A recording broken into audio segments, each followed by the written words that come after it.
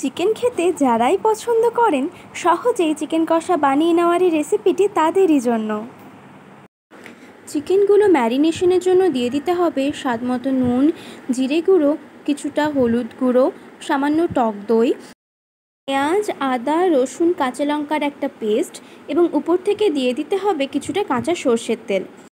এর সাথে কিছুটা পেঁয়াজ কুচি এবং টমেটো কুচি দিয়ে ভালোভাবে হাতে করে মাখিয়ে নিতে হবে। মা বলল আগে থেকে পেঁয়াজ কুচি আর টমেটো কুচি দিয়ে দিলে এগুলো আলাদা করে আর ভাজার প্রয়োজনই পড়বে না। এখন 15 থেকে 20 মিনিট চিকেনগুলো ঢাকা দিয়ে রেখে দিতে হবে।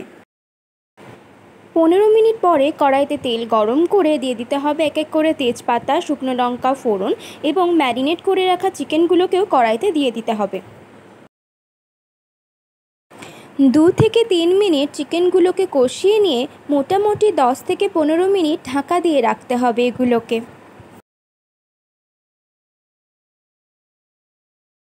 15 মিনিট পরে ঢাকা সরিয়ে দেখবেন চিকেনগুলোই তেল ছেড়ে এসেছে।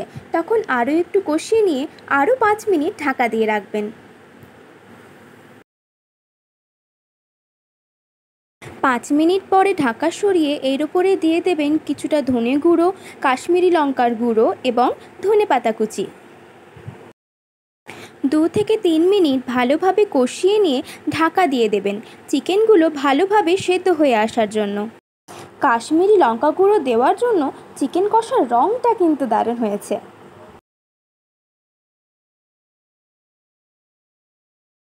15 মিনিট পরে ঢাকা সরিয়ে দেখে নেবেন চিকেনগুলো ভালোভাবে সেদ্ধ হয়েছে কিনা।